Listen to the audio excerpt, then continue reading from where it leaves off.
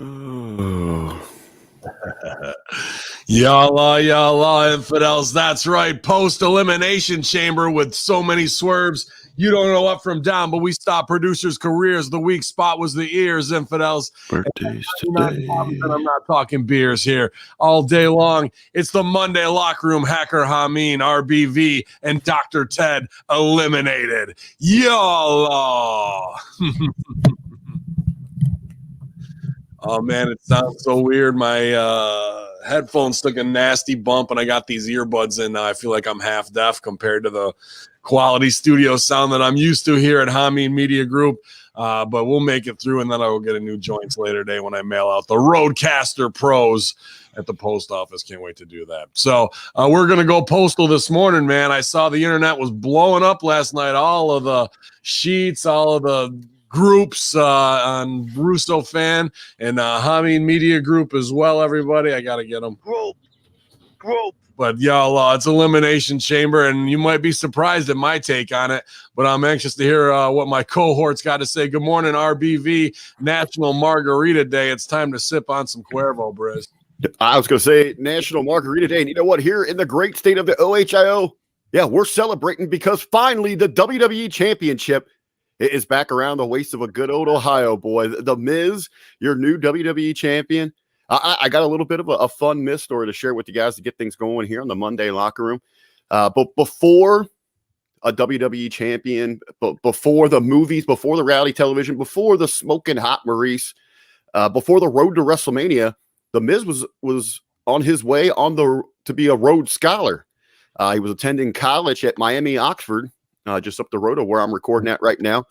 Just so happened around that time, not big, much of an age difference between us, but I had some friends that attended the same university, so I go up there and hang out from time to time. So my last interaction with the Miz is a place called The Stadium, owned by a good friend of mine, Scotty Hughes. My last interaction with the Miz, I knocked him out of a beer pong tournament. Excellent. Well, you are no Rhodes Scholar yourself, and we can always go to Miami, but we're talking about the Oxes. It's Nia Jax's favorite pundit, y'all. It's Ted the Man Beast, ready to hang and bang. He's the last one out of the pod this morning. Good morning, buddy. Good to be here, guys. I'd like to do the no context commentary, but my wife, for some reason, just couldn't get into the show last night. But she did. Speaking of Nia Jax, she did have one, and she actually told me, she goes, "Now don't say that on the show," but I'm going to say it anyway. She looked up at one point, Nia Jax angry in the ring, and she goes, "How come she's mad? Did someone steal her hamburger?" And I was like, "I'm going to say that." I said it. Yeah, I don't know anybody who would. There was a lot of why is she dressed like a Christmas tree last night? So, interesting. There was some good gear last night, man. I got to say it. Whoever's really doing their thing. There's sometimes I watch the show and I'm like, why does everybody look like they robbed Michael Jackson's closet and like things people would never wear in public? But then the in-ring gear looked pretty good last night. So shout out to the seamstresses out there doing their thing for pay-per-views. I'm sure they're working hard, man. But we're working hard here at Hamin Media Group all weekend long. Great team effort across the boards. New Beautiful People Patreon is out. New Beautiful People podcast on Russo brand is out. Everything we got going on here is hitting on all cylinders, getting Stevie Ray TV back online. I see tons and tons from Two Man Power Trip. Everything's just going down. The A Show episode 2 will drop this week with Damian Sandow and April Hunter. And we had an awesome time on Saturday. Ted and I doing a live AMA and Rip Rogers podcast call-in because of the weather. We just took a creative route, and so many people enjoyed the hell out of it and hadn't really heard it because it's behind the paywall at Hamin Media Group's Patreon. So now you get that whole episode. It's up on my YouTube now for free. And if you're not hooked to subscribe after that, I don't know what's wrong with you, because it was a great time, Ted, this week. Yeah, I'll be honest. Even though I feel like seeing Rip in person, I get that energy out of him. This was honestly one of the best shows that we did, and so I'm glad it was that way, because it gives people an opportunity that don't otherwise subscribe to check it out for free. And even if you don't subscribe, check it out anyway. It was a great interview where he touches on everything from the Japanese mafia and how it was working in Japan and working for Giant Baba, as well as, talking about being roommates with Randy Savage and how Jake Roberts would get so much heat in Puerto Rico and what they had to do to get him out of there when his life was on the line. Mm-hmm. And it was just a really, really good interview from top to bottom. So I definitely encourage anyone listening at some point, download it, check it out. It was a lot of fun, and I look forward to continuing to doing that with Rip each and every week. Right on, man. It was a good time, and he was pumped up off of it too. He didn't know that we had 30 listening, but once we told him that, he's like, all right, I'm a draw, baby. I'm back. Yeah. I see the chat room filling up. We're 20 strong here. And speaking of Rip, I would just want to say real quick that, we have a mailbag that we don't, I don't put over as often as I should, but it's riprogersfr@gmail.com. If you have any questions for Rip was, we may or may not have to do it, but he was talking about like wanting to give away relationship advice or something like that, which probably just going to be mostly telling people just to tell them to shut the fuck up and move on with your life. I can imagine. But either way, if you want Rip to help you with your personal relationships and love life, or have a wrestling related question, feel free to reach out, and I'm sure his answer will, whether or not you take the advice, it will be entertaining nonetheless. So riprogersfr@gmail.com, and I look forward to reading some of your all's questions. Well, it popped me because I'll stooge him off because he's like, Popsy, I thought about that we could do this relationship, or I answer and give people advice. I listen to this dude. He listens to relationship podcasts. Rip Rogers does. Oh, I didn't know that. Yeah, neither did I till he stooged it off. But that made me smile as well, man. But a really good time with my mentor and one of my best friends, Ted McNailer, this weekend, sitting under the learning tree again. He's got hot takes on Tony Khan. He's got plenty. We just go all over like we do with Rip. But yeah, send those in. Even if you need life advice or you need motivation or something you want to ask Rip old school ways or just his opinion, he's got plenty of them, and he'll give you some straight and uncut knowledge. I see we're 20 strong here. See Frank's Pickle Barrel, Ask Media M5. Tony Sani says, Mashallah, Hamin. Yeah, a lot of you, brother. Good morning. Ken Sorrell, Classified Chappie, Society Reviews, Hope Spot, John Simpson, Craig Horsley, our own Greg Mosier right there in Louisville with you. What's up, Mose? And I think I got most everybody covered who's in the chat right now at youtube.com/MROVW, the Bin Hamin channel. Also dual broadcasting on the Hamin Media Group YouTube. So let's hopefully we can get those watch hours up over there so we can meet our quota. We need people to subscribe to that Hamin Media Group YouTube so we can hit 1,000 and monetize that. That'd be awesome if you guys can help us out. If you're listening, Scott Woodford's in the house too this morning. Appreciate you, brother. Absolutely.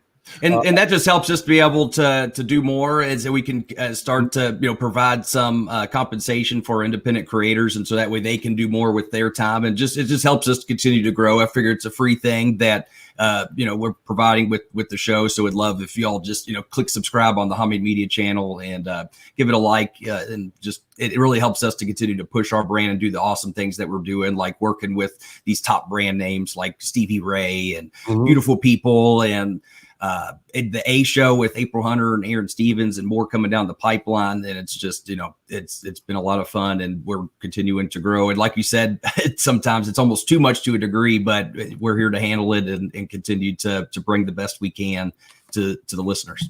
If not us, then who? RBV. We're all hands on deck, man. We are loaded up. You all right? And it just keeps growing and growing, and wouldn't have it any other way.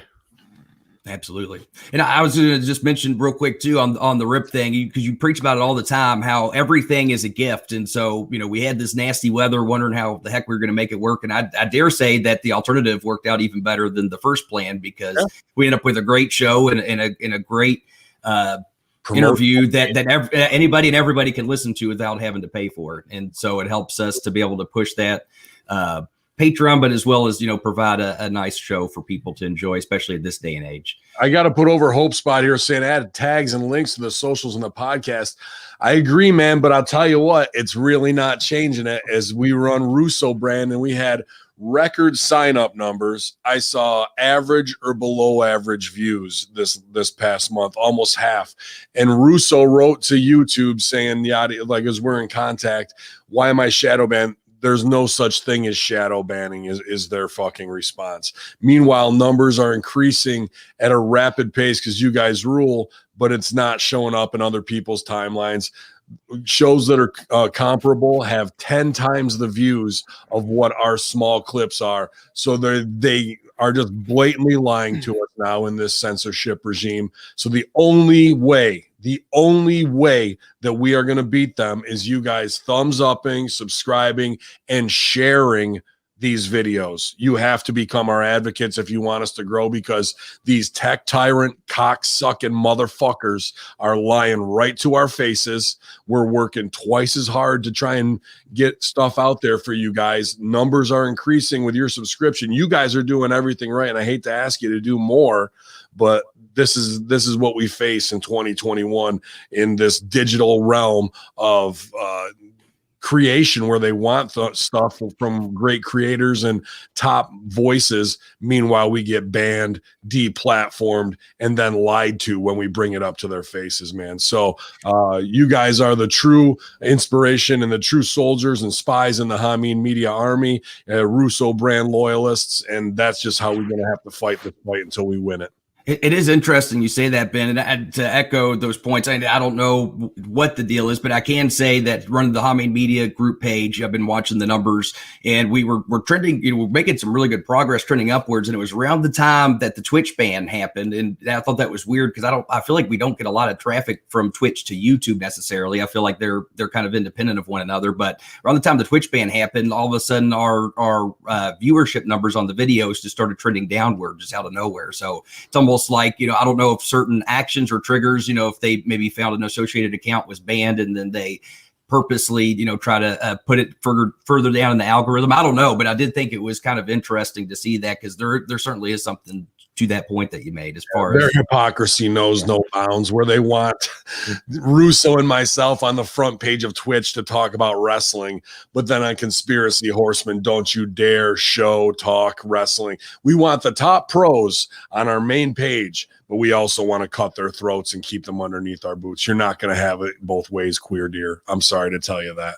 So we'll fight the fight and we'll come out on top, because it's always heels over strong. Time vindicates me always, because I don't talk a bunch of shit just to hear my own voice. I say the real, and people don't want to hear it when I or we are ahead of the curve. But then I see we see the road, we see the destination, and you want to cruise down that road at 90 miles an hour, we'll crash right into the wall and watch you fucking burn, because that's what you're going to do with these types of moves. It only gets you so far, and you know what the end result's going to be, but they want to stay dumb, deaf, and blind to it until it hits them right in the face, man. And I'm happy to deliver that shot. It was a hot night last night, though, man. I gotta say, maybe it was how short the show was, the flow, the pacing. I got my ass kicked on Bovada on $2 bets. I got smoked. not me. I know. Would you Daniel Bryan? $35? Did you bet? I bet a total of 20, and I ended up with 37 something at the end. So I ended up, winning. So, it wasn't huge, but it still was kind of fun. Shit, that's awesome. Yeah. I can't bet more than $2 or $3 because I want to murder people as soon as I lose $2. Well, I only bet on the ones I felt pretty certain on. So for that match, I bet 5 on Daniel Bryan, but I also bet 5 on Kevin Owens, because I thought for sure it had to be a babyface, and those were the two that only made the most sense to me. So that's the reason why I chose both of them. And while Kevin Owens didn't work out, it worked better for Bryan because his odds were worse. So hooray for gambling and betting on phony pro wrestling in 2021. Good for you, man. I know me and Strangler were hot because we talked it out of what the business would be for the office. And now I think they're doing it just to fuck with Vegas. And I wouldn't doubt that they fucking cashed in off of this now that there's no way the McMahons, as carny as they are, aren't going to change finishes to do swerves where they have dummy accounts betting small to medium amounts of money on long shots, and then they'll pull the trigger once or twice a show to cash in an extra $250,000. I fucking guarantee they're doing it. Yeah, there were a few in there because I'd seen that, what you and Strangler were talking about, and what really shocked me is that they didn't go ahead and move the women's tag team championship, because that is their MO for the last 30 years, is to kind of use those titles as that prop to build that heat between two competitors, especially going into something like WrestleMania, and they go the different direction there. What that really was a stupid finish. The money on that is EST and her and Sasha Banks being champions going into Mania. It's a 2-night event. The heat occurs on night 1 for them to drop the titles because Sasha turns on EST. It was all a draw in, and then there's heat for their match the next night where EST goes over and wins the title and pays it off. Nope, let's fuck that all up. As basic and as simple to get the biggest pop at Mania as we could. We're too goddamn stupid. Send the Somalian sommelier who's not over out there with a champagne bottle, and let's do a fucked finish that nobody cares about. Okay. Well, and not to mention it puts the heat on Reginald. And are we building is the story about Sasha and Reginald to their big epic match? Well, I wouldn't think so, but it appears that way based on the finish last night. We do have to remember, though, and we'll get into the matches here in a little bit, but we still have another stop. We've got the fast lane, so they're trying to work up some angles to get you through this throwaway. Just 2 weeks before WrestleMania. Would have been better to fucking put it on them here, and then you think something's going to happen at Fastlane, and they stay together and show solidarity to get Sasha as a babyface over. So the heel turn on night 1 means 10 times more. And remember what I've said in these other shows of here comes the bus, and you think you're going to get on the bus for the moment, but the bus just fucking rips right by the bus stop, and you go, well, I guess I'm not getting on that one. And that was the one you wanted to get on and you needed.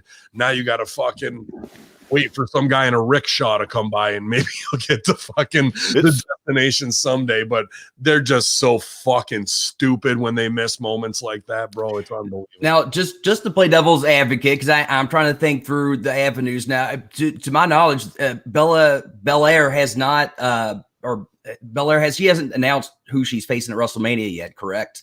So that's still up in the air. So I guess an argument that could be made is putting the titles on them kind of tips their hat that, okay, she's definitely going to, end up picking her for WrestleMania. I think everyone's going in that direction. It's what the fans are hungry for. You're not hearing a whole lot of clamoring for if it remains at that point. Asuka, if they do pivot to Charlotte for, the red brand, people are looking towards, they're excited for Sasha and Belair. I don't know. I almost feel like based on what we saw last night that Sasha's going to spin off with Carmella because of the Reginald deal. And I would actually expect Belair to end up going after Asuka. Again, then we're talking about a missed opportunity. No, I don't know. I think Asuka and Belair would kill it. They would, but Asuka is a babyface. There's no heat between Asuka and her. We could have built a huge babyface thing where you think that Sasha is going to be a cunt and turn at Fastlane, and she doesn't. So that puts her over as a babyface. So when she does the turn at Mania on night 1, and they drop the belts because of Sasha turning on EST and not giving a shit to have the upper hand and exposing her, all that's washed away. All of that opportunity, that's the top story. That's the highway. That's the 4-lane highway we need to be going down. Now we're going down a fucking back road that's not even paved, and no one gives a shit, bro. We'll just jump into it here then. I mean, one of my initial thoughts there was, okay, maybe they held off because they don't want Belair's first championship inside the company to be that women's tag team championship. They're going to try to wait for that singles moment for that to be the first one. That steps her up. Not to be the first one to be. It's about creating babyface momentum and a role in friendship. So when the friendship gets destroyed because we thought they were together, even though we had points where like, oops, Sasha's going to turn on her. No, she's not. They're together. They're the champs. And we see a blossoming friendship. Then the heat spot means that much more, but we have to do the legwork beforehand. Instead, we're onto the Somalian sommelier that's partially in love with Sasha, with Carmella, who's going to dive, smash her face into the ground again, have a terrible WrestleMania match. Nobody's going to get over. Asuka and EST will spin out and have some classic with no heat involved whatsoever. She'll win the title off of a babyface who's not that over even as the champ right now because she was in a fucking thing with Charlotte Flair that's now scrapped because of a pregnancy bullshit.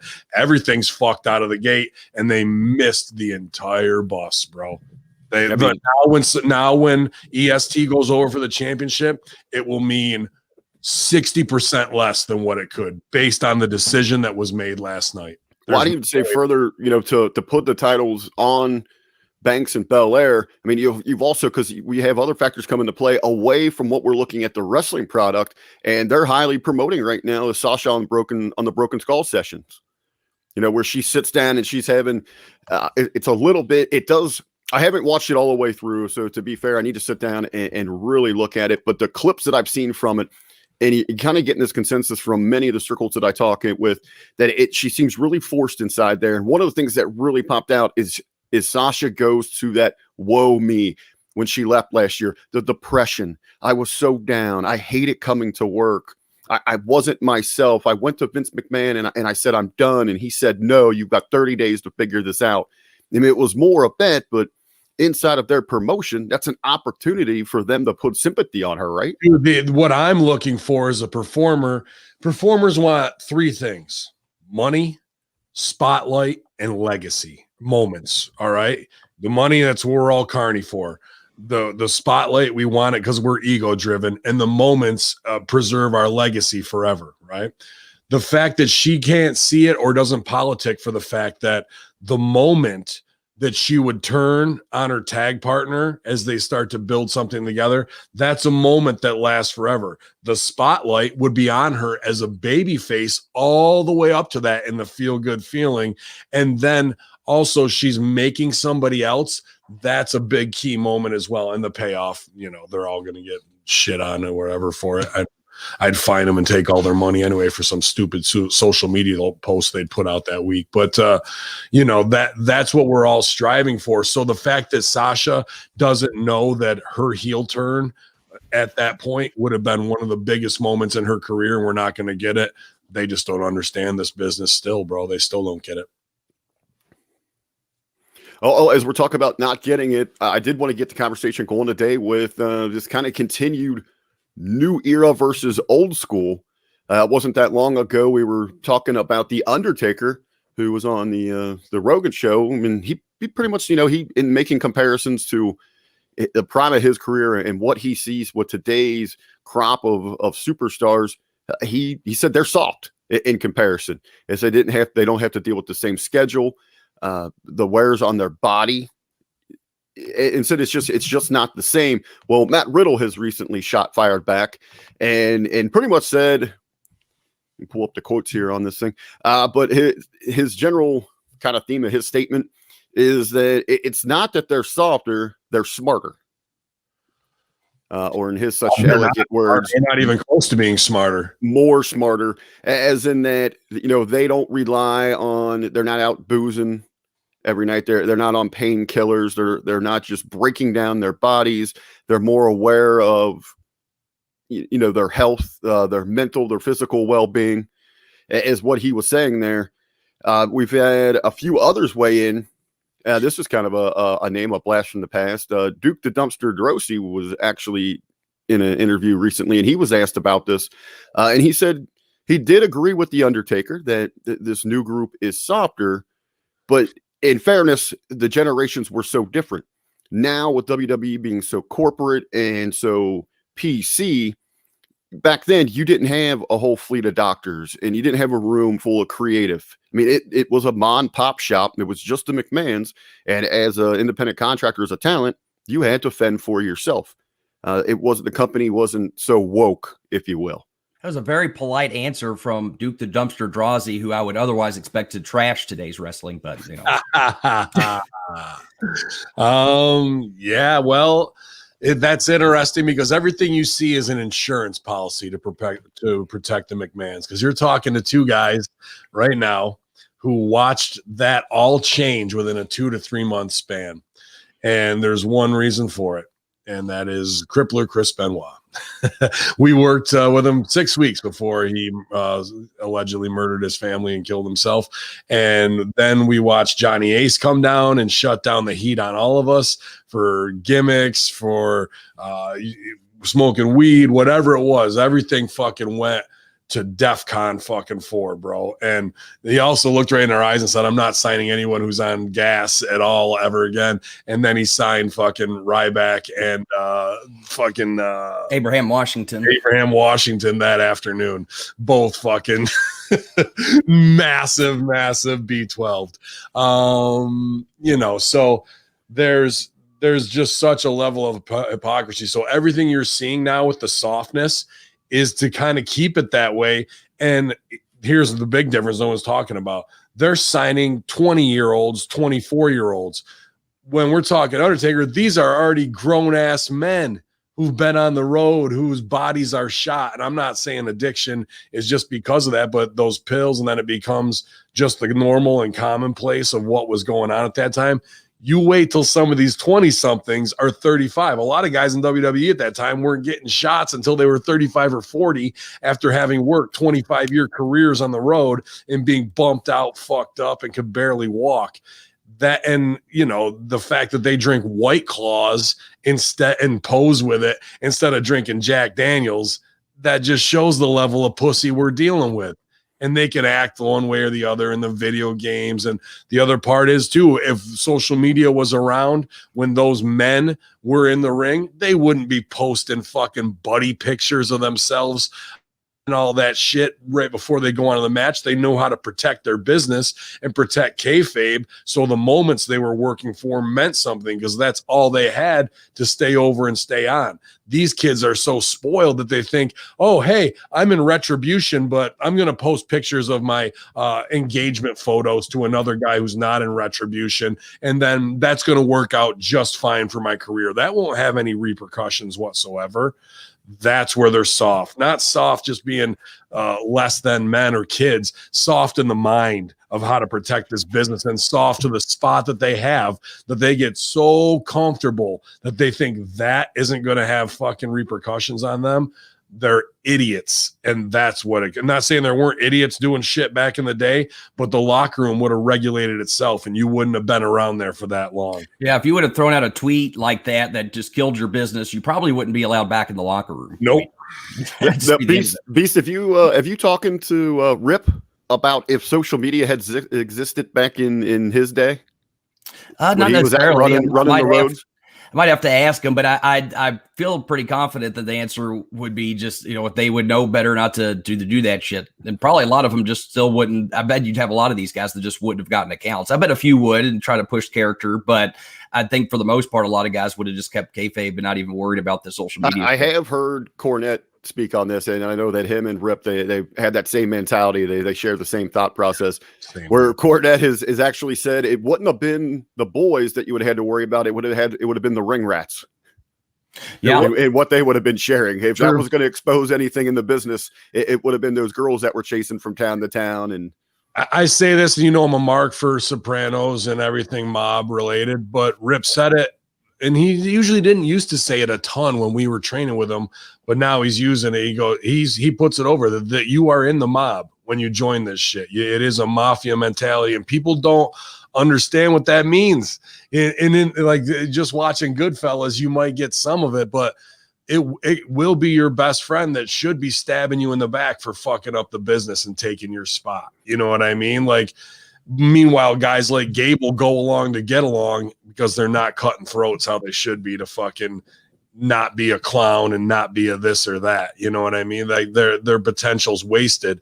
And instead of being like, F that, that's my spot, I'm going to get it. And the omerta of if you're in front of the fucking jury, you don't say you were a member of the mob, or when you're getting shit down, because that's going to cut your throat twice quick. There's no fear of that anymore. And because it's like Sammy the Bull Gravano turning on fucking the mob, now he's a rat. Everybody's a fucking rat. Not the rats from the road either, like a snitch on these social media shit, blowing her up. Jordan Grace and fucking what's her name, the champ over there, Deonna Purrazzo, the day before the pay-per-view, where they're fighting on opposite sides. It's more important for them to do a piggyback picture where they're fucking gal pals backstage. We're so happy to be in wrestling. Wrong. You're done here. And because Deonna came up under Damian Adams, who we have tons of respect for, and he teaches Rip Rogers 101 the whole way. But now these children get into a spot that they get way too soon and they're not ready for. And they think once they're there, they get comfortable and that they can do things like that. And that's what's killed our business more than anything else. Normalizing that type of childish behavior, and they don't have the mob mentality at all. They should not be considered made in this shit, in my opinion, bro. It kills me because Deanna, I want nothing more than to say awesome things about her and her wrestling skills, which she has, but things like that undermine it and just cancel all that, bro. Right. Well, yeah, because no matter how good you are, how are you going to get people to emotionally invest in a story that you're showing the world they shouldn't emotionally invest in? So why does the wrestling matter at that point? And we have to, and here's the I, me, my guys like you and I who've been in this for 15 years now. Can you believe? Well, you longer. I saw that 2006 tape. I'm coming up on 15 years. Unbelievable. 04. So yeah. That we have to sit on the sidelines and never get an opportunity. Like you know, small bits, you've done some great stuff. And we've been fortunate to work with top guys where they go, man, you're fucking great. That was easy. That was a night off. And then I have to go flip on TV and see these fucking children who can't perform like we can, who can't protect the business like we can, and they continuously get opportunity after opportunity. I try never to put that out there and type that to my friends who are over and have opportunities, because that looks real like, you know, sad sack. What about me? Where's my time? I'll make my own way. I don't have a problem with that. But when I see people who do have those spots continuously fucking it up, it turns my stomach, bro. But then it's like you turn around and people are like, you know, where did Serena come from? She's so good, and Serena is a level above, you know, everybody. But at the same time, there's so many men and women that have been through our class that we know are talented and we know are still, you know, at least close to being that level of capable as far as being able to tell a story and getting heat and knowing how to work and working with anybody, whether, you know, they, you know, have so much skill or not. And the thing is, there are a lot of people that have those abilities that just don't get the opportunity to get to showcase that. So when it is refreshing when someone like a Serena is able to finally show them, people are turning heads like, where did she come from? It's like unfortunately there's probably a few dozen out there. Yeah. That's waiting in the wings, fucking salivating, going, you look at these assholes who've got a spot. Serena outshines everybody. You could have a whole show of that. Or people that get opportunities like, say, a Rick Victor and APOC that was just, you know, used as an undercard tag team guy when he could, if he was given the opportunity, he absolutely could be a main eventer. No, that would have been the torch pass of the Undertaker to Rick Victor. That's what should have happened, and not marginalized night one, having him shit on Legion of Doom. Not even night one. I mean, immediately out of the gate. Yeah. Roster, they were over on NXT. Night one, they had them come out and shit on Legion of Doom, and they're buried out of the fucking gate, bro. So that's just the asinine shit. And even when the torch pass does come, they don't do it the right way. They don't do it with the Fiend, even when they missed it with that, instead of getting guys over the right way, bro. And that's a great point. Even guys who do get the spot from our class can still be marginalized because they don't use them to even remotely their closest potential, bro. Yeah. And like Mike Roach says, name I feel like I remember, may or may not, but yes, I agree. Hammer Knox should make TV. I believe that is Ox, if I'm not mistaken. Yeah, Justin LaRoche did, and Hammer was in the Floyd Mayweather bit with Big Show. Yeah, and they never got an opportunity to come up, and they would have been great world beaters on the scene. That's where you put them against Ron Simmons and Bradshaw, and they had it right in the perfect time of APA to pass the torch to the new APA, Ox and Hammer. I just watch these buses go by, and I'm just like, unbelievable, bro. It's like, why? Especially since it wouldn't take a very talented writer to be able to come up with a compelling storyline, because it's easy. You know what I mean? That's the part that I don't understand. It's almost like they see these simple ideas and they're like, well, let's see if we can find another way to not do this. Right. I'm shocked Freddie Prinze Jr. couldn't come up with that. Right. Hey, maybe he was pitching it. You never know. He just might have got shot down. That's true. I do have something here from Ricochet. He took to Twitter, and we're talking about that difference between the eras, getting opportunity, all that. He writes, at the end of the day, professional wrestling isn't true wrestling either. It's not collegiate wrestling. It's an art form, so it can be portrayed any way the artist feels. Same with music. People have different taste. You're right. He's right. I'm Wu-Tang. He's fucking Bad Bunny and Crisscross. And guess what? Guess what's more legendary, worldwide, spread all over the world? And guess what's a flash in the pan for 10-year-olds who don't give a shit? You're little Romeo. You're little Bow Wow. That's who the fuck you are. I'm Wu-Tang. Well, let's take it back. If wrestling is an art, that's fine. But what is art supposed to do to the human condition? It's supposed to make you feel something. But what they're doing out there is not storytelling. It doesn't make you feel something. So sure, they can say it's art, but what good is a piece of art if it's not making people having any kind of emotional reaction to it? You know what I mean? If you're not able to get people to feel something, then your art must not be very good. Yeah, and how does he have a spot for just doing all these crazy flip spots? Can't cut a promo worth of shit. He's got a second grade promo. So how is he getting that spot if you're not a 100% well-rounded all-star player? And like we said, I can name 30 of them that will outshine him on every show. Never doing a dive or never doing a flip, just selling. Jamin Olivencia is 10 times the worker that Ricochet is. Same size. Well, Ricochet gets his look because going to Lucha Underground, where he was under a hood, didn't have to utter a word and just relied on that athleticism. Who the fuck watch that? Nobody. Oh, I mean, it was such a niche. I mean, it's a bubble inside the bubble inside the bubble.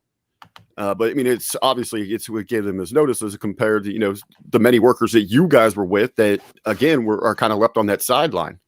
And they sit there quietly too, and they just watch their career. That's part of the OVW bubble. Let me break that down to you too, because Man Beast is very guilty of it. I fortunately went to another territory when I felt it was my time to go. But guys who've been there for 10 years who still don't get noticed because they're getting TV time in the Ohio Valley area, and they're way better performers, way better trained, way better minds than anybody in AEW or WWE. They just sit there complacent, wanting to play the game, not rock the boat, not step out, not have a voice until they do. And then like a year later, the blinders finally come off and they see that I got to do for me because nobody else was gonna, but they sat in the system for 10 years and watched everybody pass them by because OVW was training us to the fact of the best, how to be the best, but also this mentality of indie workers are goofs. You're going to go out there, you're going to see guys doing dumb shit, and they're fucking going to be rotten. They're going to hurt you. Only work with OVW guys, only do this, that, or the other. Well, then you're only working Southern style, and you're not working Northeast style, and you're not knowing how to work to the ECW hardcore fans. You're not knowing how to work to Canadians who want it kind of Southern style, but it's different. Which to be fair, back in the day, it would have been okay because you had such a mix and variety of guys from all these territories to where you did get sort of an experience. But now you have the same crop of guys teaching each other, and it's like, over and over. And I agree. There's reason why I no longer am with them, and I wish them the best. But it's gotten to the point where they are no longer in a place to continue to grow. If we would have gone out and done talent trades, then we could have taken the right style to the shitty shindies, set a standard. Instead, we didn't. They stayed in the bubble, kept that Harvard of wrestling to itself, while the shindies blossom into this fucking spot fest, carny ass comedy shit show of fucking dick flips and fucking thigh slaps and every other goddamn thing and dive. And now those are the guys who are getting signed. And those now that they ruined wrestling on the indies, that ruined wrestling is now on TV. And that's the biggest problem. Ben, did you have, obviously you grew up in the Northeast, you huge fan of ECW, that different style. And as a young kid, WWE was dominant, WWF, whatever. And then you do go, you follow the improv path, you end up in Southern style learning OVW. When you went back to 2CW, moving those territories, was there any like odd transition for you, or how did you help maybe some individuals around you at each of those stops? The transition was the crowd, that fan base in OVWs. You suck, Hamin. Some big fat 350-pound women in the front row that are there all the time. Or you go up to fucking the Optimist Club in London, and there's a whole fucking group of people that are cousins who are married. And you're like, okay, like, come on, Beast, you're gonna defend the South here? He knows it. He's seen it. Dude, he's the baby face. He had to go out there and put them all over. He's seen the fucking rough Hummers. right? Yeah. So like that's easy. You suck, how you camel fucker, and like whatever they want to do in USA. Okay, you get to fucking the Northeast, everyone's a smart ass, super fucking trying to break me out of my character. They want to see me break more than they want to get their PTSD 9/11 racism out. Some do, but they want to fucking be smart.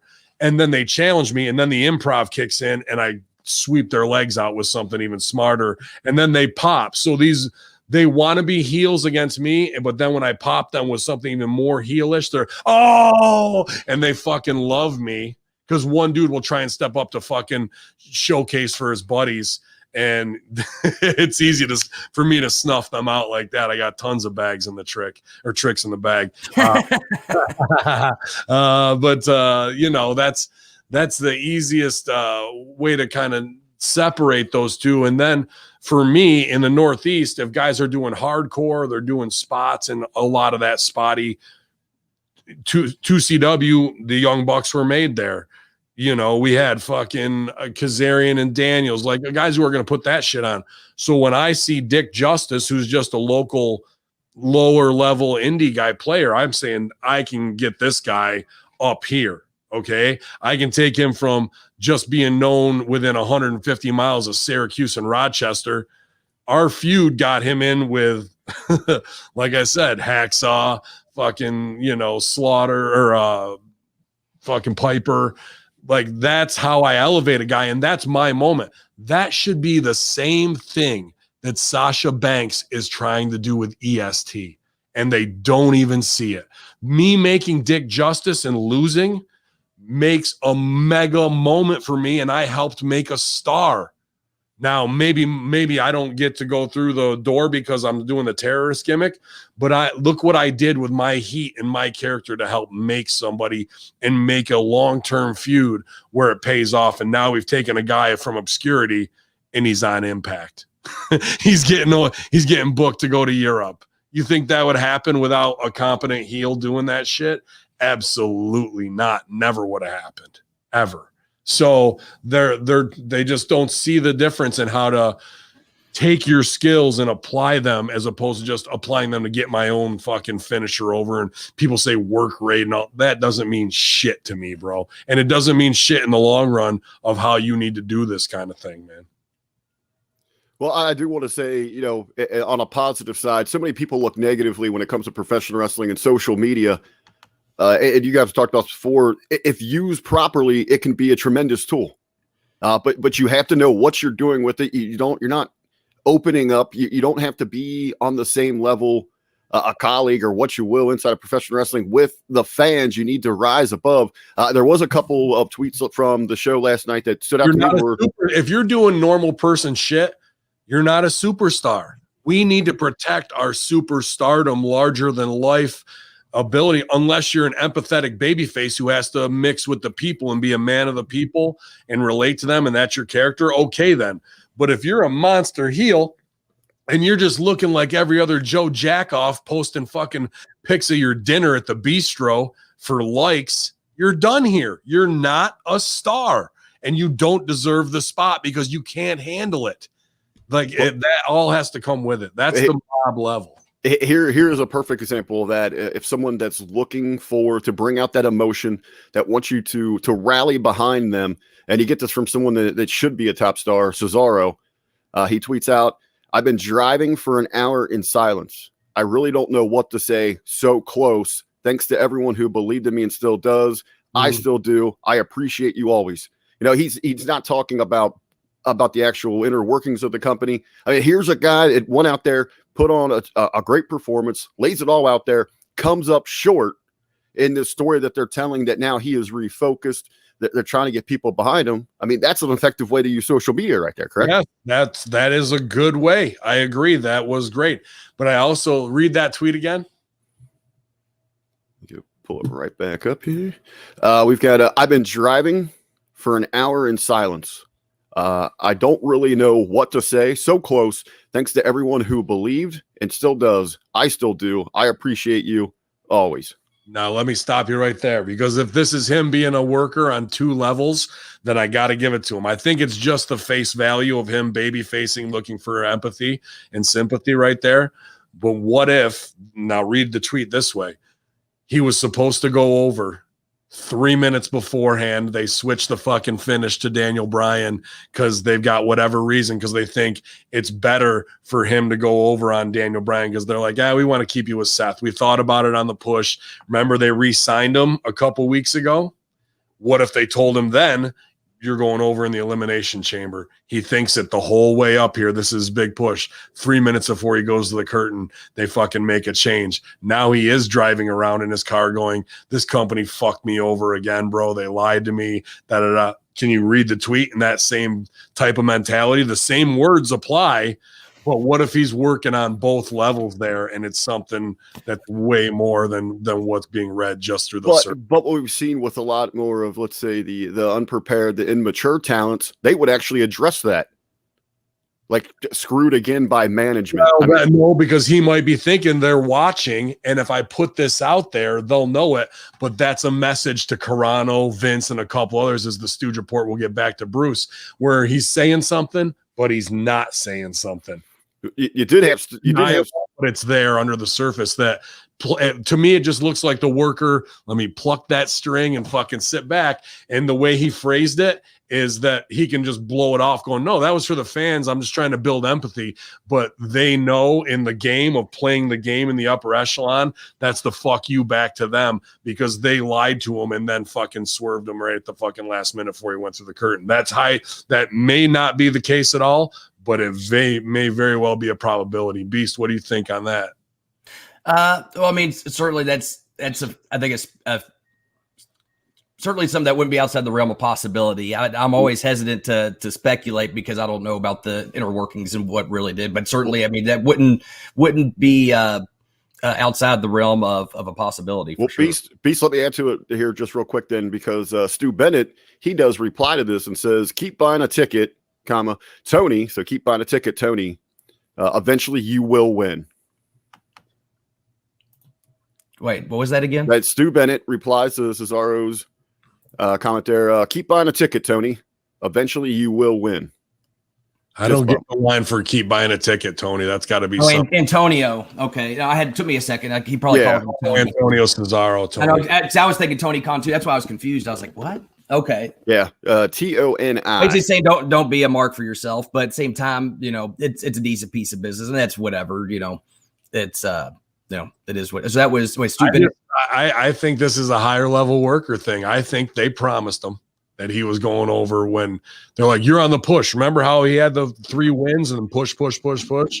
And then that they said, they got you on the board to go over an Elimination Chamber, and then card subject to change. I think this tweet is on 2 levels, as a good tweet to the fans and a smart fuck you to the office. Well, knowing what we know now, that Reigns would immediately be rolled out there, and there was a little bit of a better choice. Daniel Bryan's the better choice to get heat based off of the empathy and the beating and the selling, to get the catch fucking yes lock out of nowhere, powers out, beats the shit out of him, 1 hope spot and done. That was a smart choice. Versus if they wanted a more long drawn out match, then yes, perhaps Cesaro would have been a better choice in that scenario, because he would have been, much more likely to be able to withstand all the damage as a bigger guy and be able to come back. And what? Tell me about this pay-per-view. I've just working myself into a shoot here. Say it was supposed to be Cesaro. 33 minutes beforehand, they changed the finish, and Daniel Bryan's going over. How short was the pay-per-view? It felt very short. 16 minutes short of 3 hours. What if it was supposed to be Cesaro to go pull time and go over on Reigns? They switch it. You can't have Daniel Bryan after a big beating like he took there. So 3, Cesaro would have had to stay in the pocket for about another 12 to 13 minutes if he was to be the one to go against Reigns and lose. So doing that means that part of the show would be shaved off, and that Daniel Bryan has to get beaten 3 or 4 just based on the archetype of their character. That missing time plugs into how complex could that get? Maybe if they were thinking, okay, this might be Cesaro's moment, maybe he does get over on Reigns, and then it gets scratched simply because we don't want to do a double, essentially play out the same story for both brands with the Miz cashing in. Yeah, possible and probable too, of why they might switch it at the 11th hour. That missing time made me go, why? And what would they do? And that's the part of the story combined with this tweet now that's got me thinking. Yeah, with all the WWE we get in the week, Ben, your mind's there. Mine was just thankful that the show was ending early. Well, that was great. They should take that. Here's the thing I would say is controversial. Whether Miz going over, me losing $6 on Bovada bets or whatever it is, I liked this fucking show, bro. Like the swerves, the speed of it, sure changes like the fucking girls finish, and that was rotten with the of business wise what they should have done. The flow of this show went way faster. It was entertaining, and even Miz swerve, it popped me, bro. Like that's how, because I was talking last week. How are they going to do anything with the Miz to get this over and not make it believable? And people were shitting on it, but I don't know. Maybe we're just on that good mess. Well, we are talking about the pay-per-view ending short. Let's not forget though that they scrapped an entire match. The Raw Women's Championship was just removed from the show. That's true too. But let's 6:30-ish, right? Let's jump into some of the match here. And one last positive tweet. Someone using social media afterwards. So many people flooding Bobby Lashley's page, asking him why, what the story is, and he just replied, #business. Well, people are also replying. Well, I saw Bruce Mitchell. Maybe it's a fake Bruce Mitchell account saying, "Black man does the work again, white man gets the credit." Like #Black History Month. I was like, woo. I had seen that. If there's any seriousness to that, okay, get the hell out of here. But I initially did laugh. Okay, like that's kind of funny. Well, that's what WWE does. They claim to be MLK's biggest supporter and fucking inspired by him, and they have these little fucking PSAs done up for Black History Month. But when it comes to actually promoting and putting over top black wrestlers, especially with a Bobby Lashley run-in, the guy just looks unbelievable, super believable. And to do what? Because we got a little vignette backstage with MVP and The Miz to kind of set that up. That's just a bad look during fucking Black History Month, where you say one thing and you do the other on your show. I don't know. If I'm MVP, that's a deal I'm making, because who do I want my killer going after? You have a lot better chance, instead of going through McIntyre, going through the guy that's being bitch slapped by Bad Bunny for the last month. What does that do for fucking Bobby Lashley to beat him? Well, this is where, if I was, in creative, I couldn't help but say this could be a possible catalyst to work towards getting the title onto Lashley, because now Miz has the rematch clause. Say her business causes him to go over again. Now it's time to pay up. We get you the title. You give Bobby Lashley. You gotta believe that was the deal. We'll protect you, but you're gonna return a favor when we ask of it. And what is it like? That's your mob mentality, right? Talking about is a peak of a storyline, and I totally get it and agree, and that's where they're going.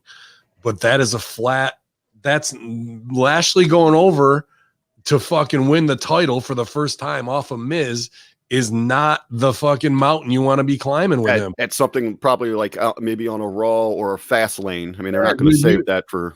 That's a hill. We want Mount Everest for Bobby Lashley. We want to see him summit at a peak, but instead we're going to get this fucking Well, like, for Miz to lose to Bad Bunny is the real fucking heat, to be honest with you, or Miz to lose to fucking Bad Bunny's fucking Aztec warrior. What the fuck's his name? Damian Priest. That's where the fucking heat is, not anything along those lines. we'll just jump right into the damn thing here. Is there any chance that they're having these conversations about Miz defending the WWE Championship against Bad Bunny at WrestleMania? I don't think so. I mean, I wouldn't surprise me, it wouldn't shock me, but at the same time, I don't feel like that's.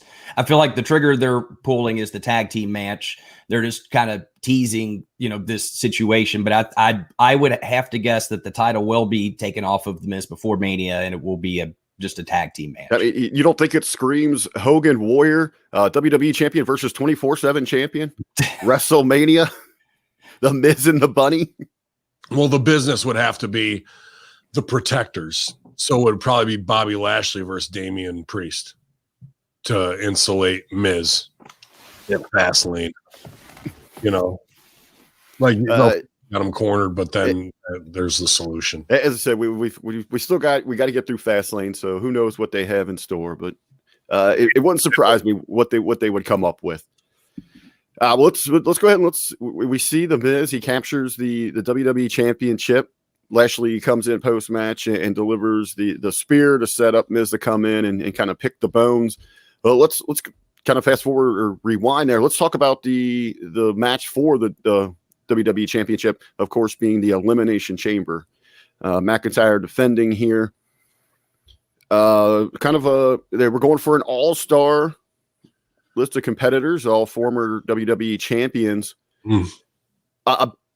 Fans seem a little surprised Randy Orton out so early, the first one eliminated here. What does Stevie say about fucking get in, get out, get your paycheck? Right? Randy Orton don't give a fuck if he's the first one. He knows if Randy Orton was to stay in, what would have to happen? But you have to have some kind of more. You'd have to play into what's happening with a Bliss and the Fiend and all that. So they didn't want to confuse that business. So get him the fuck out, and he don't care, bro, because the storyline is about the champ and what. But they fucked this up too. Should have been Sheamus going over. Should have been Sheamus over for the fucking title right here. And on the Orton elimination, what did you think of? They didn't show it. We were watching it unless that was some real good fucking Massachusetts legal we were smoking, but fucking no, it came out of nowhere, and even the announcers seemed surprised. But AJ uses this as an opportunity to escape his pod, using the big man to the monster to.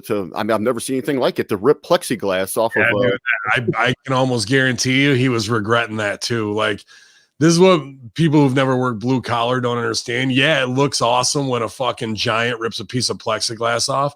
But that giant skin is still made of the same skin you have. He just has more of it. And if you've ever tried to rip a fucking piece of half-inch plexi off, that's an awesome, awesome way to cut your hands to shit and go, holy shit, this was a dumb idea. Oh, and it was fighting back with him too. Yeah, dude. He fucked his hands up. I can almost guarantee it. So what always looks good on paper in these little stunt things always ends up with somebody getting fucked up or something along those lines. So I was like, ugh. Even my buddies are watching, like, he didn't like that doing that, bro, because we've done real hard labor like that. And that spot was kind of dumb just to get him out of there and to have Adam Pearce come down and show authority. I don't know. None of that was like memorable, but like, that's what they have to say. Well, AJ's not going to win because almost wasn't there. That's how they justify their little stupid caveats, Well, the elimination, we had Orton go first, then Kofi, then Jeff Hardy. Sheamus, Ben, as you said, they missed an opportunity not making the switch there. Then AJ Styles was the runner-up as Drew McIntyre retains inside the chamber, only to fall victim to the Miz. Overall thoughts on the Raw Elimination Chamber? I mean, I thought it was fine. I wasn't overly, wowed or anything. I mean, I didn't see anything that was, I guess, necessarily business exposing. And at this day and age, I feel like it's sad, but I feel like that's about like what I judged on. Would this expose the business as phony or not? And I guess technically it didn't. I mean, everything looked pretty crisp and spot on. So, bro, I gotta say, in the beginning when it was Sheamus and fucking Sheamus got out of the pod with Drew. They did the buddy thing in the back. Dude, lay it in. I don't give a shit. They were punching the shit out of each other. Right. Bro. And I love that. Me too. I thought it was unbelievable. I turned my head and I was like, holy shit, he fucking rocked him. Wow, he rocked him back. And then you could see both of them were kind of half concussed. So Yeah, it looked snug and it was all there and it was definitely stiff. But they also regretted it about 3 minutes after that, where they marked out for themselves backstage saying they wanted to look right until you take about that fifth punch and your jaw's all fucked up and your vision's all fucked up. That then you saw them settle in just a little bit, but they were really laying it in there. So was Cesaro with the European uppercuts, man. A lot of those were really in there.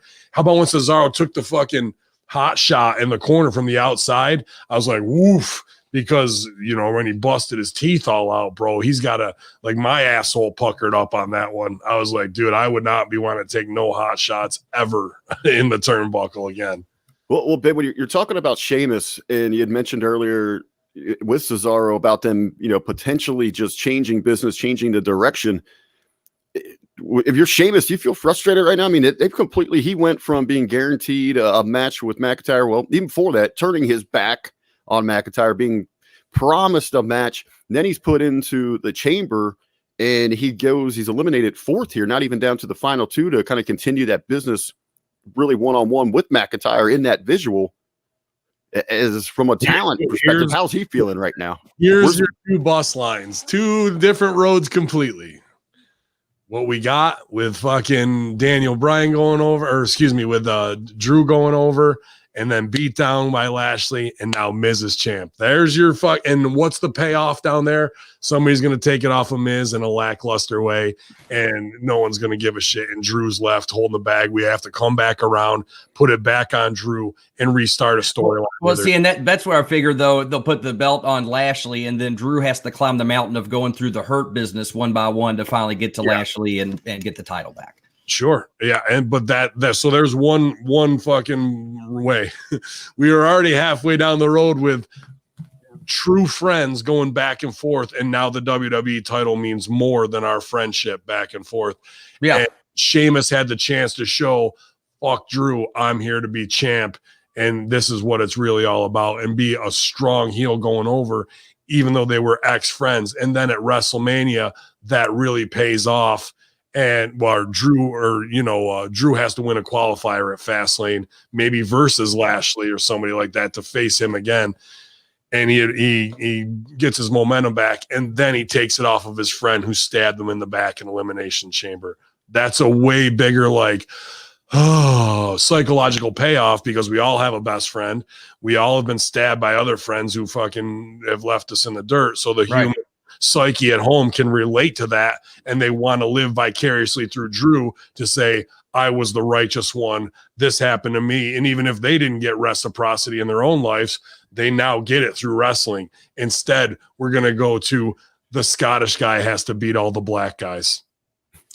True. You're basically, in so many words, they had an organic story that they had established and it was good. So why make it a red herring for something else when you actually could have made a much better story out of it?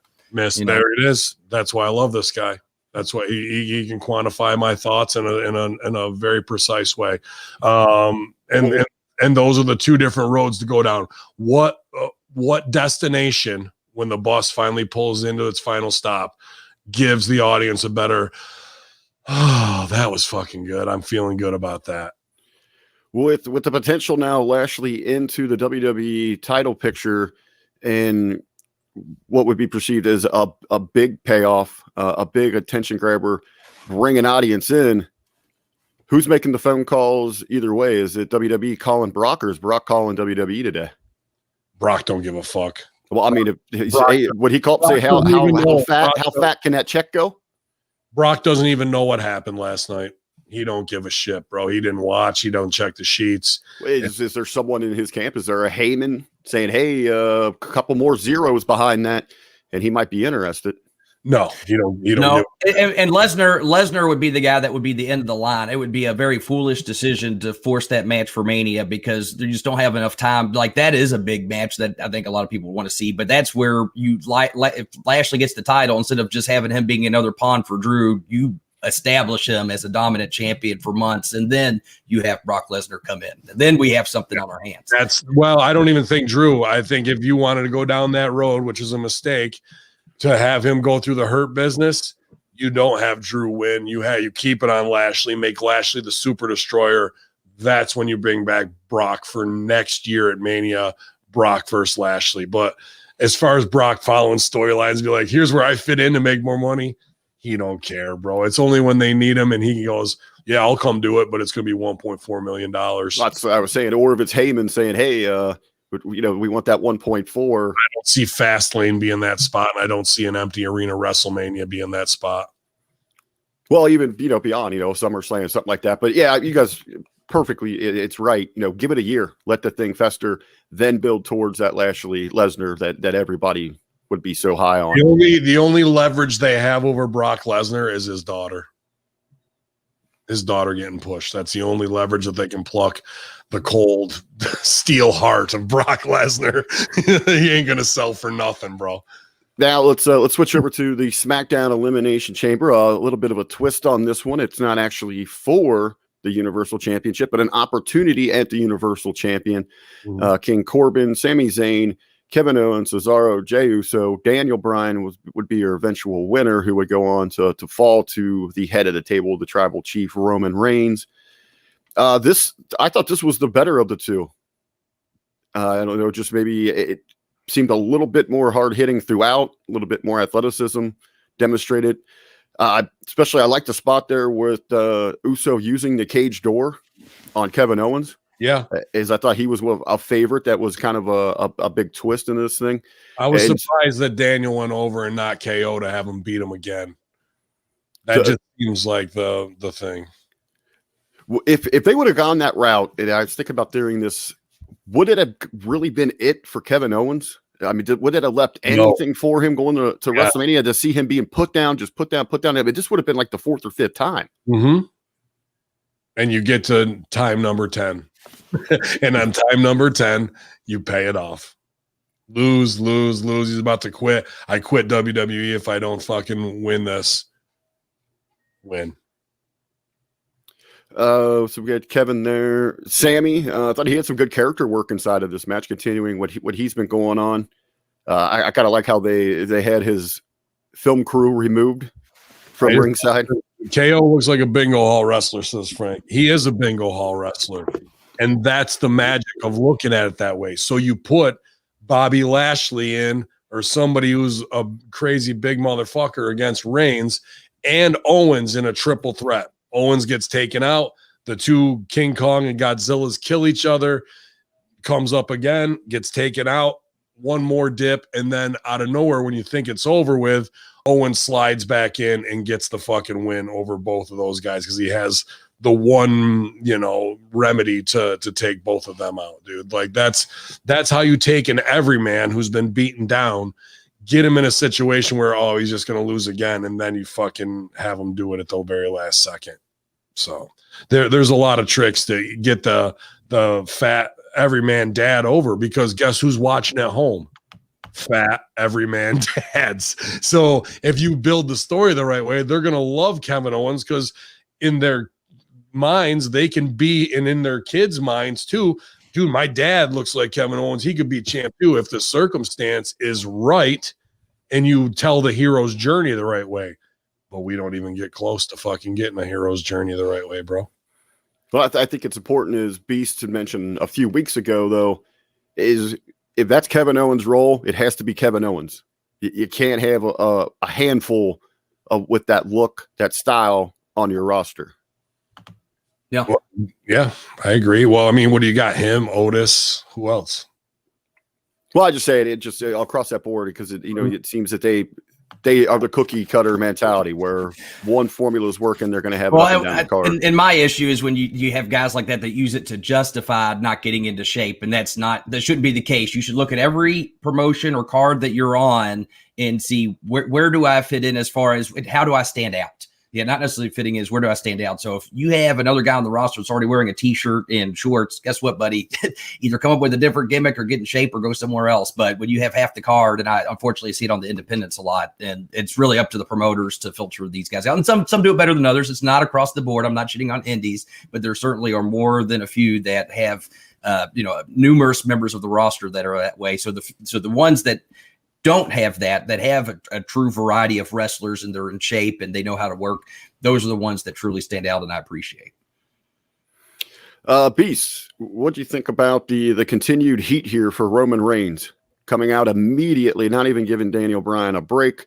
First of all, good. just really working his way out of having to defend the title inside the chamber. I thought was a brilliant move to put heat on him. And that, I guess, since I'm not watched regularly, I must have missed how that came about. I mean, I appreciated it. I'm sure it was the storyline reason at least a legitimate one, or did it seem like it was just kind of picked out of thin air? What's that? Why Roman Reigns did not have to defend in the chamber versus why Drew had to. Well, I think it essentially come down to, with Hamin, is they're outsmarting people. They're having things written in the contracts, and he's better than that. He's the one that is feeding everybody, so he's going to be held to different standards. He's going to be a priority. Sure, but it's also, you've got two champs. Yeah. One does the right thing, one ducks. One's a baby, one's a heel. Yeah, versus the baby's like, he can do that if he wants to, but I'm going to fight. Yeah, you're stupid. Go ahead and do it. Now you go get punched in the face by your best friend 19 times as hard as fuck, and I'll be over here, bro, ready to go over in 3 minutes and still get blown up. So, no, that's just the difference between smart babyface and smart heel booking on how you set up their matches. Yeah. I just think, So lesson learned is be a heel. You don't have to work nearly as fucking hard. You have the two extreme opposites there, but both chamber winners were speared. It was something we'd never seen. Kind of the same outcomes there. Well, then afterwards you have after Roman does beat Daniel Bryan, he gets the spear. Edge comes out, and essentially now they've made it official. WWE has announced it. That Edge will challenge Roman Reigns at WrestleMania. You know what's found it ridiculous? I actually popped for it because of the ridiculous of it. He turned around at the fucking WrestleMania sign, fucking explodes. Bam! It's like, it's official. It exploded. He has to face him now. That's it. Yeah, nothing predetermined and phony with that whatsoever. He had the pyro ready to go. So stupid. They're just so stupid, bro. But I gotta say again, I'm stupid too then, because I liked this pay-per-view, bro, to be honest. And maybe it's just because we've been fed trash so long and people feel some kind of way about Miz being over. We haven't had good swerves and good strange finishes. We've always gone down these roads that are predictable. And they had storylines where they should have gone down the road with Sheamus and Owens. Maybe that's just me losing $2 on either of them. But fucking that would have been bigger epic storytelling on the way to WrestleMania. Now they've reset the needle on the record, and we only have 6 weeks until 6 to 8 weeks to tell all new story in this. And that's not what you want to do in long-term business building, bro. That's just not what you want to do. With Bobby Lashley seemingly moving on from where he was at heading into the pay-per-view, he's going to kind of move into the big title main event scene. What do you think about the triple threat for the U.S. Championship? Of course, now we have the new champ in Riddle as he defeated Bobby Lashley, the former champ, but gets the pin on John Morrison, who was a last-minute addition to this thing with the scratch of Keith Lee. Yeah, do we have any info on why? They were simply just reporting injury, and through the sheets, nothing has really leaked out, but it seems that I hope it's a full suspension for posting fucking pictures with Mia Yim. I hope they pulled him from the match. I hope they fucking take her out of Retribution and they put them both on the sideline for 3 months for saying you're in a terrorist group and you're supposed to be on a big singles push, but you guys want to do this stuff instead. We don't need you for a little while. We're going to put somebody else in there. Well, because Mia wasn't with Mustafa on the pre-show where John Morrison actually worked his way into this match, winning a match over. You had John Morrison defeat Elias, Ali, and Ricochet. Yim wasn't out there with her with her crew, and Ali took the pin in that match. Yeah, I'd bury him. If we're in a crew together, and Man Beast has been in a crew with the Mobile Homers, and I have with the Insurgency, and if one of those guys does something stupid, guess what? You're all fucked. You're all fucking got heat, bro. What's wrong with your boy, dude? Why is he doing this shit? What's wrong with your girl? Why is she posting this shit when she's supposed to be a terrorist? Now, as the leader of the Insurgency, would they particularly look at you if somebody else messed up? Like, okay, Ben, I mean, you're the focal point of this thing. Let's make no mistake about it. I am not It's equal. in the fucking wrestling side in the locker room. Right. I am not the leader of these. I mean, I was just saying, would that perception be hot as fuck if you said that? if the perception on screen, you're going to be the one that gets punished out there on screen. Well, I was more office than Ali was, so it would come down on me. But the true locker room heat would be Ali putting the heat on me, Turk, and fucking Khalil. And Khalil's crazy, so you don't want to fuck with him. But at the same time, he'll do some crazy shit outside of wrestling that could easily put the heat on us. Like, he got approached by two guys at Diamond's Bar in Louisville, and they called him fucking sand N-word to his face. Bro, Khalil Omar Akbar is a legit fucking killer, bro. MMA devastator. He ended both of those guys, put them both in the fucking hospital. One guy close to death. But there were fucking witnesses there that said those guys started it and I'm surprised in Louisville, Kentucky, he was sweating going to jail. And fucking the dude had to admit that they fucking started with the racial shit and that it was labeled a hate crime, self-defense. He got nothing, no repercussions from it, but we were all on one ass cheek for about 2 weeks from that shit, bro. So there's serious stuff that can go that's even bigger than the locker room that rains down on all of us, not just to influence some phony wrestling. Or when Tubby Tommy McNailer joins the fucking mobile homers and their whole thing becomes about getting hot dogs of the fans, and then he doesn't want to show up or do a show or whatever, and he's kind of like the new draw, the mascot of it. Well, what's up with your boy, Mobile Homers? He doesn't want to do business over here. He's not going to make the show after we put 3 months title. We put the title on him, and now he wants to go do some little side job and leave wrestling for 3 or 4 months. Well, he was willing to do TV. He just didn't want to do all the live, do the house shows. You're either in or you're out. You're not halfway, and wrestling is not that way. Make money. That's where those guys make money. That's where you sell your merch. Yeah. And he don't want to do it. So now there's heat that way. So kind of killed our push altogether. Yep. And once that happens, okay, you don't want to do it, fine. And now everybody suffers because in the mafia, we got to regulate our own. And then if you can't get your guy in line, fuck it, your whole team's fucked, and we'll find somebody else. You're taking off of TV for a better part of a year because being in a crew can be awesome, but it can also be one of the roughest things, like, dude, Robert Gibson gets fired because I get Smiz for him, and fucking Gallows blows him in to the office through Bucci. You want the locker room? There's a stooge. Fucking I'm shaving fucking Ali's back in my bathroom as we're getting ready to go for the fucking show, and keeping my guys ready. Robert Gibson calls me freaking out, thinking I stooged him to the office and I have to fucking go to bat. And Ali's freaking out like, what? Like, whatever. If any legend asked me to get him Smith, I'm going to fucking do it. There's no doubt about that. But it got overheard, but he doesn't know who's stooging him off, and he just got fired by WWE. We're talking Robert Gibson. Okay. A fucking legend. Someone you would want to have in the locker room to help be able to groom new talent and teach them and help them. But no, I got to try to get over with the office by stooging off one of the valued members of our producers. So it becomes a whole big thing, right? So this isn't even anybody that we're involved with, like in my insurgency clique. Robert Gibson is now getting let go by WWE. The office wants to know what's going on and what happened, and they know they've got a mole in their midst, but no one's stooging who it is. You know what I mean?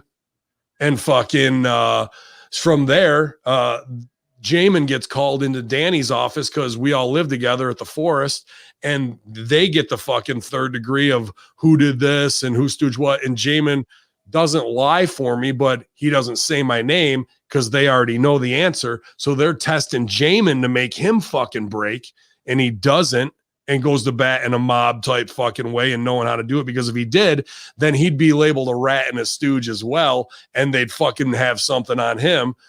They never call me in the office. I never get questioned. So it's all second and third party heat coming back to me while we're sitting back in our apartments going, fuck, I'm fucked here. I'm never getting a job ever again. I'm never getting it. And all this is a test for Gallows. If he'll cut a fucking senior guy's throat and get away with it using his connections, a test for the young guys who are fucking under to see if they're going to break the code of omerta and stooge off one of their own to save their fucking own ass. And for me to fucking sit there and shut the fuck up. And if the heat blows over and nobody says anything about it, 15 years later, you can tell the whole story on a podcast. Like that's the fucking level that fans will never know about until people like me and Beast say this type of shit, or you ask the right question to unlock that. But you're talking about heat. It doesn't even matter if it's in your crew. It can be who your friends are and who you're in BSK, you're in fucking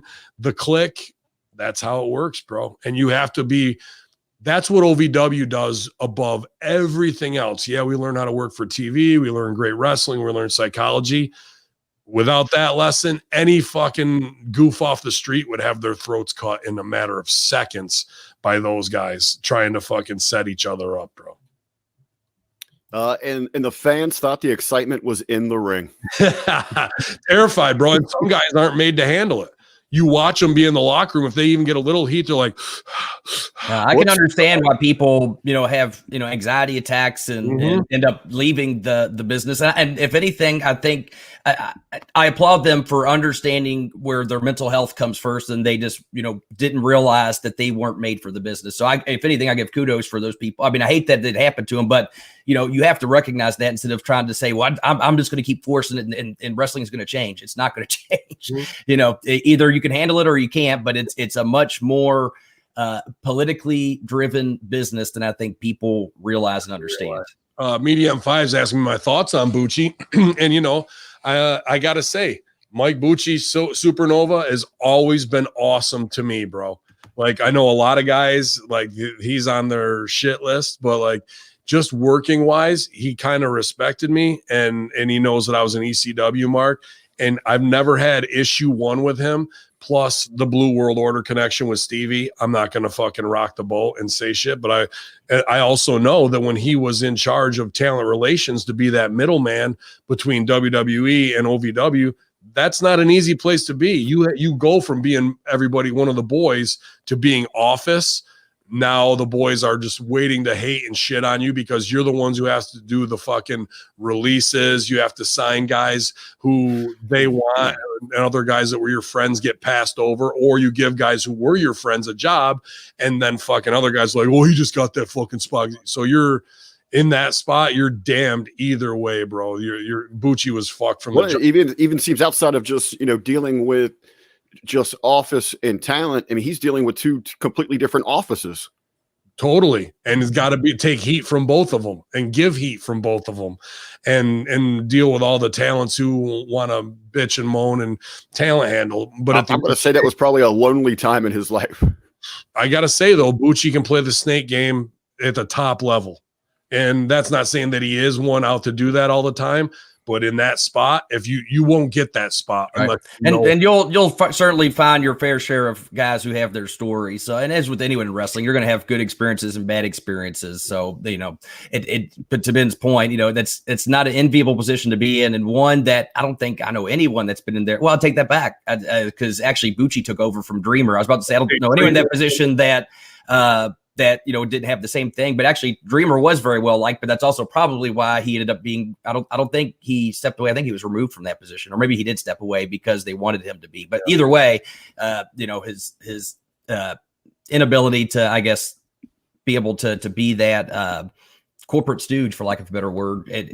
Some people are able to do it and some people can't, but at the same time, you have to remember, once you cross that line, you're now no longer part of the boys. You're no longer part of the locker room. You're considered what they say office. And that's a whole different, bag of worms that comes with that. Yeah. But I think because they knew, and him and Roadkill knew that I was like an ECW fanatic, like kind of gave me some ground with them right away, dude. So like I said, I never had no issue with them, but there's tons of people who probably have, but that's because of the job too, Smart guy, smart money guy. I think he works in banking now. So, yeah. He's no dummy, that's for sure. I was going to say, just, no dummy in the business. I mean, he had a hell of a career, if it be on screen, the different personas, it's working behind, if it was hands-on with the talent, if it was the office, whatever. I mean, he had a hell of a run inside and Dreamer is the exact opposite of everyone who likes drama. Dreamer is, no, man beast, I don't think we're going to do that today. Like, it's this, there's no arguing with Dreamer because he's so low key and he just sits in the cut and he's seen it all. So Dreamer, like when you talk to him, it's like he's been beaten down by the business that he loves so much that he doesn't sell for it at all. So if no one can get to you that way and you're already made as a legacy of Tommy Dreamer, what are you sweating? There's nothing to fucking fear. Hi, Man Beast. How are you? Good to see you. I love Tommy. He's the man. Yeah, man. Well, gentlemen, unless you've got any other headlines, happenings you want to cover. What I saw, they kept the Lacey Evans versus Asuka on the card. They didn't even cancel it. I came over to referee Sideburns about 10 minutes late. Did they do anything to? They had made a brief mention of it on the pre-show, and it kind of sounded like they were looking for a replacement. They were going to try to come up with something, but then as the show played out, it kind of just silently went away. Really, the show had ended, and before I even realized, oh, wait a minute. I was surprised there was no Seth Rollins business after the Cesaro thing, because I was like, okay, Cesaro's out. They probably gonna do something with Seth because that's what they were did with the walkout. But he didn't have any biz. Nothing with Alexa Bliss, or after we had her in a pentagram doing a fucking seance last week. You think that might bring him back, but I guess Satanism doesn't work anymore to bring back burn victims from the dead. Well, you still have travel restrictions even from realm to realm, so it's going to take a little while. You get the shot before you can go between rounds. Right. Orton just leaves, no extra business there. Well, Beast, let me ask you then. As we get ready for, we've got to start turning up the heat here for WrestleMania. We've got Fastlane. What are you looking for them for WWE? What do they need to do this week, Raw and SmackDown, to really get people excited as they've seemed to hit this reset across the board? They need to focus on coherently and simply telling their stories. I feel like a broken record, but so that way people can understand who the characters are, what the stakes are, and they can get behind it. It's simple as that. They've established some, and we've kind of talked about it when it comes to, the title situation. We talked about how it seems like now, even though they had the organic stories, and that's where it would have been great with Sheamus and Drew. Now, will it still come down to, I hope they continue to play that up because that was a real organic story that they have. And so I would continue to have, the Sheamus and Drew thing. Flat now, isn't it? Didn't we just much more because the stakes have been kind of taken away to a degree. So I was actually surprised that we didn't see, if they did, no matter what direction, just to continue on with Sheamus and Drew, that we didn't see the introduction of Jinder Mahal or the reintroduction of Jinder Mahal into that situation. That would have been actually better than Bobby Lashley coming down. Yeah, that would have been something. Where all of Drew's friends are his true friends are turning their back on him because they're so thirsty for that gold to have that opportunity again. Choices, bro. All these bosses, or since they have him under contract, this is sorry. What? I was going to say is it kind of out of left field, but another guy they have under contract they could bring in if he'd be willing to it'd be a surprise. Would be like a Wade Barrett, someone that has another association with Drew from back in the day, but it would have been a big surprise. Like, oh shit, you know what I mean? Boy, those guys were thoroughbreds back in the day, weren't they? Drew and Stu. Not that they're not now, but that's when we were at OVW. In our prime of training, those guys were on top too, man. So to see them there and doing shining, that makes me happy that they're on top. But there's all these options to go down and these roads to go down, and I feel that we're taking paths that don't have a payoff that's as good as other ones, man. And they're right there. They start them and then they just stop and go another way. I don't know what I'm going to do without the Buddy Murphy and Aaliyah storyline in my life. Hey, at least they were trying something there. They're trying to get some emotion out of it.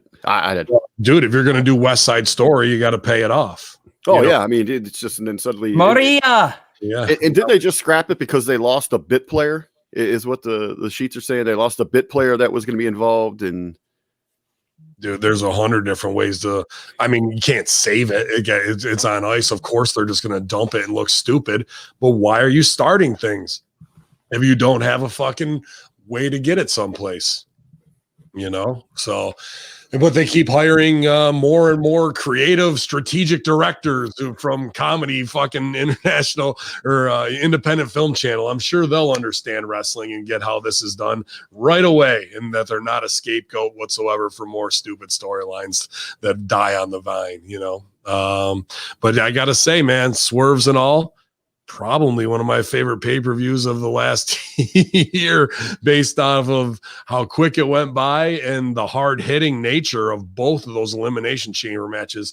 Those guys were kicking the shit out of each other in there, bro. Yeah, I'd say it's hard to keep people reinvested and interested over in the chamber. I thought both of them delivered. Hard hitting. There was some things in there that we hadn't seen before. So they both worked, and then what you keep, going to here that they need to remember, less is more. They got to shorten these shows. The flow was way better, dude. Yeah. So, and I think Raw should learn from that. Absolutely. So, y'all, we're at 90 minutes. So you guys on your Elimination Chamber wrap up, we'll be watching Raw tonight on another big wrestling weekend as we head into Fastlane. Man, what else we got going on today? That new Beautiful People shoot on Patreon drops. So I know we've had some hardcore fans sign up over there, but there's some serious fucking bang going on the Patreon over there with those girls, man. And they got a little Jose Cuervo and Gentleman Jack in them. So, it gets real wild when the girls get tuned up that way, dude. What else going on today, RBV? Well, I was going to say, for me, it's working with Two-Man Power Trip coming up. We're just a little under 2 weeks away. A tremendous opportunity for aspiring, for young indie talent, for promoters, for super fans. We're going to have the Legends House Party with Dr. Tom Pritchard. It's going to be a relaxed Q&A roundtable. You're going to be able to sit down and learn from truly one of the best minds, legendary trainers in professional wrestling, responsible for such names Mark Henry, Kurt Angle, Shane McMahon, and oh yeah, that guy, The Rock. All coming from under his learning tree. So again, that's going to be on Patreon, the Two-Man Power Trip Empire. That's going to be March 6th, 8 p.m. So you want to go ahead and get signed up for that. And in addition to that, I mean, you've got an incredible vault. You've got up-to-date programming that involves YouTube channel to get you. Yeah, not just Dr. Tom. You got Kevin Sullivan. You've got Justin Credible. You've got JJ Dillon. Dutch Mantel. It doesn't get any better than that. No, man, not at all. It don't get no better than that. We'll probably hopefully have Rip on too. Man Beast and I were talking about some live sessions that way. And that's not just for fans. If you guys are workers out there, you know what it means to go to these seminars and learn, whether it's from Al Snow or whoever. I know a lot of those kids out at Matt Yaden's school in Colorado at Rocky Mountain were doing great things. Matt was bringing in all types of talent to teach them, and they were getting an excellent education. Well, here's the digital version of that for workers, not just for fans if you want to ask fan base stuff, but these digital seminars I think are going to become a way of the future for us to preserve knowledge, and especially through the Two-Man Power Trip brand with everything John Paz is doing, just an awesome opportunity, you guys. So definitely if you're looking for that kind of stuff, that's the place to start. Even as a fan, you get to put yourself in a spot, where you find like myself, like an MSG, you can ask those technical questions because it's only you're going to enjoy the programming, what you're watching, if you understand it more. Because you didn't know shit. You didn't know about the heat that goes on behind being in a 4-man crew when heat's on one guy and it fucking rains down. You know what I mean? Like those are the things you'll get here on the locker room.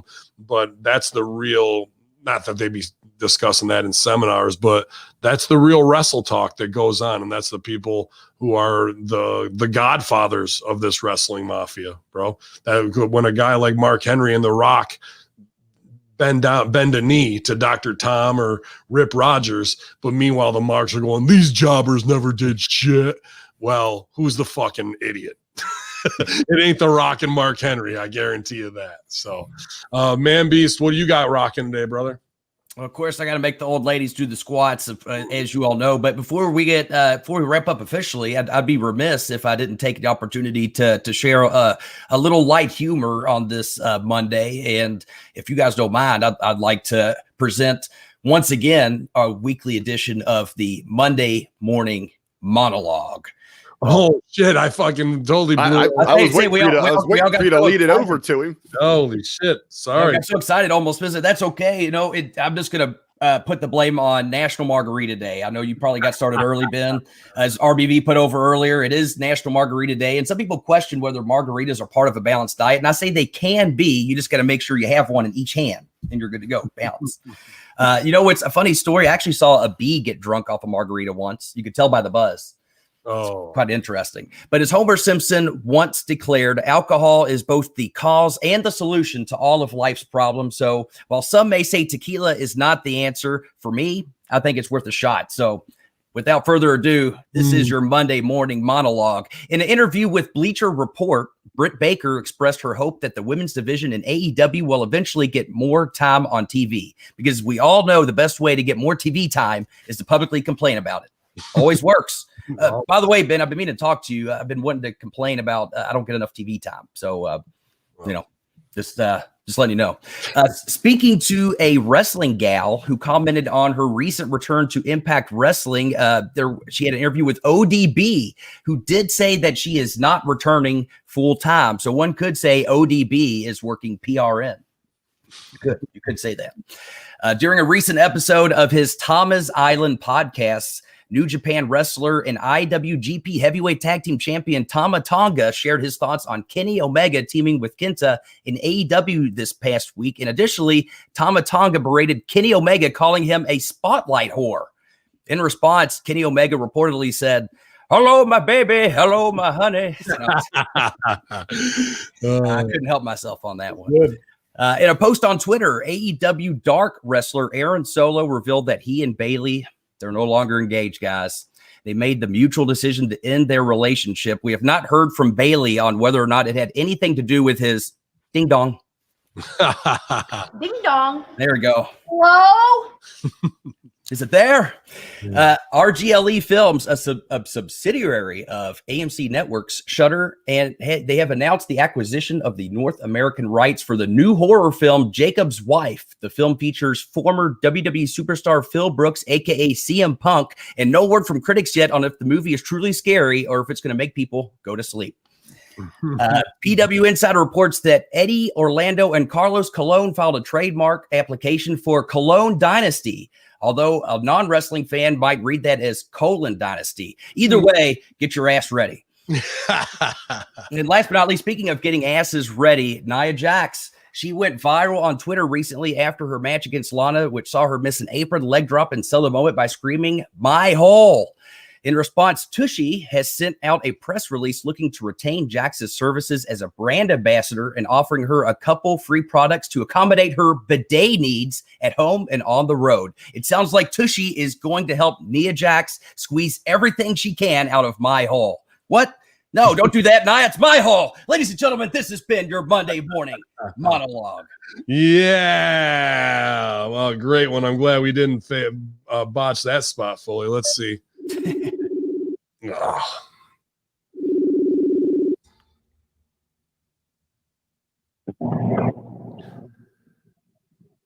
Y'all, what's up? Match of the week.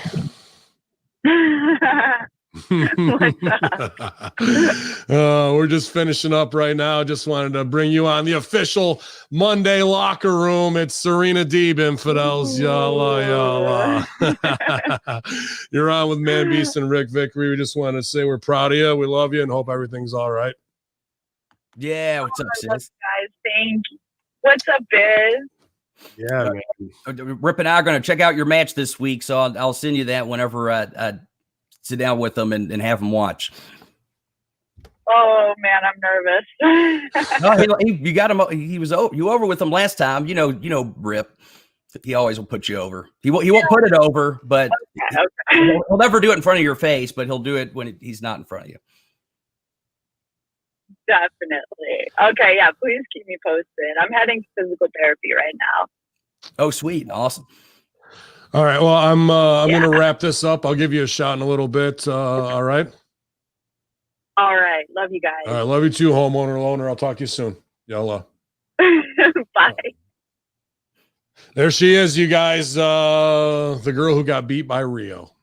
But I'll get some reciprocity if I go to Japan. I'll beat everybody up in the name of the Monday Locker Room, Serena Deeb, and the Elimination Chamber itself, you guys.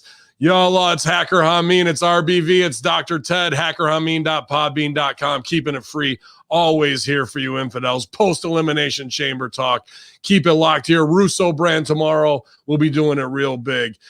Take one, infidels, because you never know when you're going to need to kick out again. Y'all.